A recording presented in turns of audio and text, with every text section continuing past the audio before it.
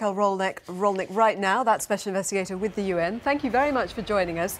Well, the UN doesn't investigate every welfare change in every country. Why is it getting involved with this?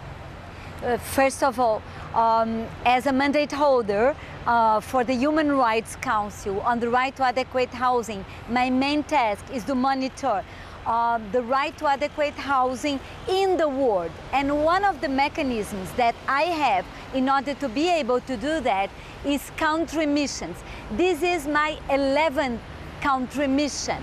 I do 2 missions a year regularly, and that covers all the regions, developed and non-developed countries as well. And the way we organize that, we asked the government to invite us. So the UK government had invited me to come, and after some 2 weeks of meeting officials, which I have met a lot of officials, more than half of my agenda was with government officials, including Under-Secretary of State. I present preliminary remarks, and then I have up until the end of the year to prepare a full report to be presented to the Human Rights Council. So this is an ordinary job. Because you're saying there that you've been invited by ministers. Grant Shapps has been, the Tory party chairman, has been speaking this morning saying he says you weren't invited. You come over with an agenda. He says it's an abuse of the process for you to come over, to fail to meet with government ministers, fail to meet with the department responsible, to produce a press release, even though the report's not due out until next spring. How do you respond to all of that? Maybe he doesn't know that well how the system works in Human Rights Council. There are several rapporteurs, and we always, with any country, we ask the UK permanent mission in Geneva to invite us, and if they do so, is the UK permanent mission together with Foreign Office and different ministries here that organize the visit. So they just don't only invited me, but also organized an agenda of very interesting and fruitful meetings with government officials. All right. Well, sorry, can we just cut? We're running out of time, so I do just want to cut to what you think then about this policy. Do you think it should be scrapped?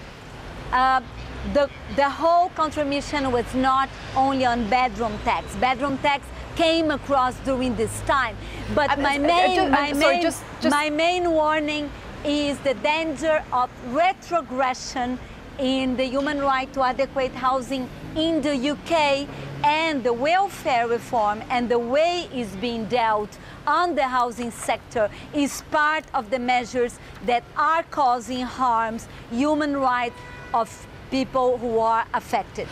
The fact that you use the bedroom tax, the government says, is a sign that there's an agenda going on here, because that is the phrase that's used by critics of this policy. The government says it's a spare room subsidy. It's not a tax because it's about just taking away welfare from people who are getting their housing paid for already, but they're in a house or a property that's too big for their needs.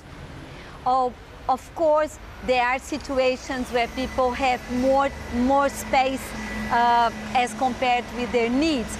But the question is how to do that, how to tackle that. And this policy has not been piloted in order to assess the impact on the human rights, and has not been piloted and assessed and monitored at all before being implemented. And now I have heard hundreds of testimonies. I receive a lot of written testimonies from people affected. I visited councils. I had meetings with councils, and I'm pretty sure about the impact. That's why I am suggesting, among many other recommendations which are part of my statement, it's not only about the bedroom tax, for this tax to be suspended and re-evaluated according to a human rights framework.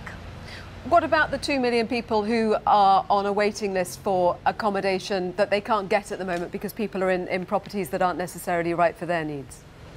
Yes, part of my report is reporting what is going on in the private rental sector, people who are living in overcrowding and also paying very, very high rents and long years in the waiting list. We have to leave it there. To tackle Raquel Rolnik, thank you very much. Sorry.